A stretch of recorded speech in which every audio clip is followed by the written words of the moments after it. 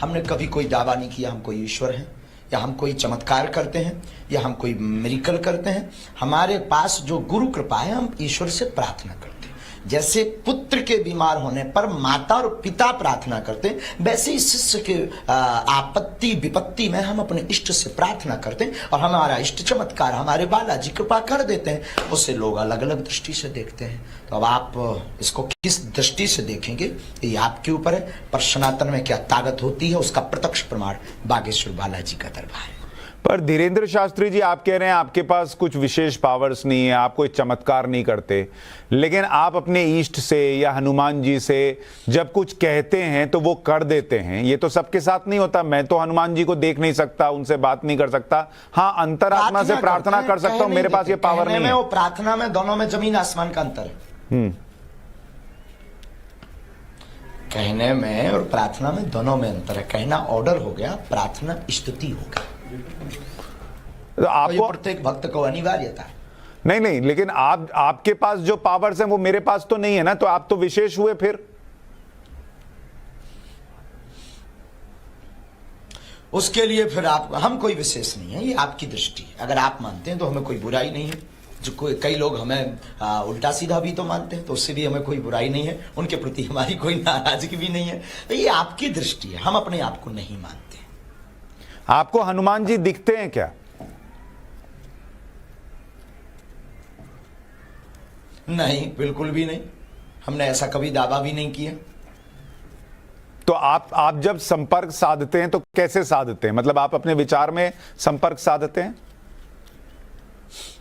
ध्यान विधि, ये आदिकाल की परंपरा है। ध्यान विधि, जिस परंपरा को हमारे पूज्यपाद दादा गुरुदेव ने हमें दी है, वह एक विधि ध्यान विधि है। आभास विधि, मन में आभास होता है, मन में तरंग जागती है कि अमुक व्यक्ति आएगा, उससे उसकी यह ऐसी पीड़ा हो सकती है। हम उसको राम नाम ले करके और कलमबद्ध कर देते हो। ईश्वर की कृपा से ये सनातन की ताकत है कि वो सत्य निकलता है।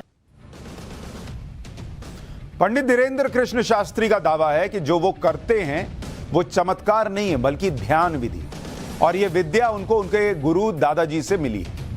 हमने पंडित धीरेन्द्र कृष्ण शास्त्री के बारे में और जानने के लिए उनके गुरु दादाजी के बारे में जानकारी खंगाली। धीरेन्द्र शास्त्री जी के दादा गुरु जी का नाम श्री भगवान दास गर्ग है, जिनकी तस्वीर आप देख रहे हैं।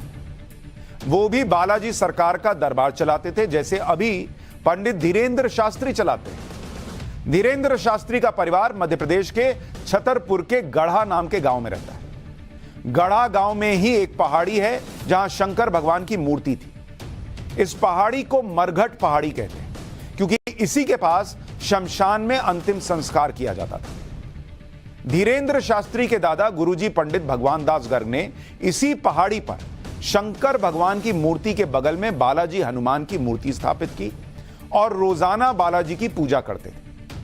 इसी जगह पर बालाजी का मंदिर बना है और यही जगह बागेश्वर धाम के नाम से जानी जाती है। बालाजी मंदिर के पास ही धीरेन्द्र कृष्ण शास्त्री के दादा गुरुजी की समाधि भी है। धीरेन्द्र शास्त्री का दावा है कि यह ध्यान विधि परंपरा है, जिससे उन्हें पहले से ही चीजों का आभास हो जाता है। मतलब उनके पास यह परंपरा के तहत शक्ति आई, यह उनका दावा है। और यह शक्ति या फिर यह विद्या उन्हें पारिवारिक विरासत में मिली। चीजों का पहले से ही आभास हो जाना, धीरेन्द्र शास्त्री इसे ईश्वरीय शक्ति और सनातन की ताकत मानते हैं। मैं जब उनका इंटरव्यू ले रहा था तो मैंने इस पर भी उनसे सवाल किया। एक बार सुनिए उस पर उन्होंने क्या जवाब दिया, फिर आगे की बात।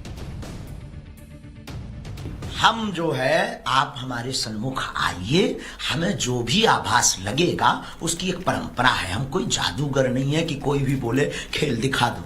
हमारी एक गद्दी की महिमा है और परंपरा है। कल यहाँ पर खुला हुआ दरबार लगना है 20 और 21 को। हम कोई बंद कमरे में दरबार करते नहीं हैं। हम कोई लोगों से रुपया लेते नहीं हैं। हम किसी को बुलाते नहीं हैं। हमारा लाखों लोगों के बीच में दरबार लगता है और लाखों लोग अपने से आते हैं। तो भाई कुछ ना कुछ तो जोरदार का तमाचा है और उसके लिए आप आइएगा, वरना आप वहीं बैठे बैठे कृपा पा जाएंगे तो फिर तो ऐसी पूरी दुनिया पा जाएगी। फिर कौन हनुमान जी के पास आएगा? I am not magician, I am real सनातनी डिवोटी। तो धीरेन्द्र जी, मैं थोड़ा सा इसको और दर्शकों के लिहाज से पूछ रहा हूं आपसे। जी अब दिखाओ धीरेन्द्र जी, मैं बस दर्शकों के लिहाज से पूछ रहा हूं कि क्या इसका मतलब आपका एक दायरा है कि कितनी दूर पर कोई व्यक्ति हो, आपके आसपास हो, तभी उसके बारे में आप जान सकते हैं?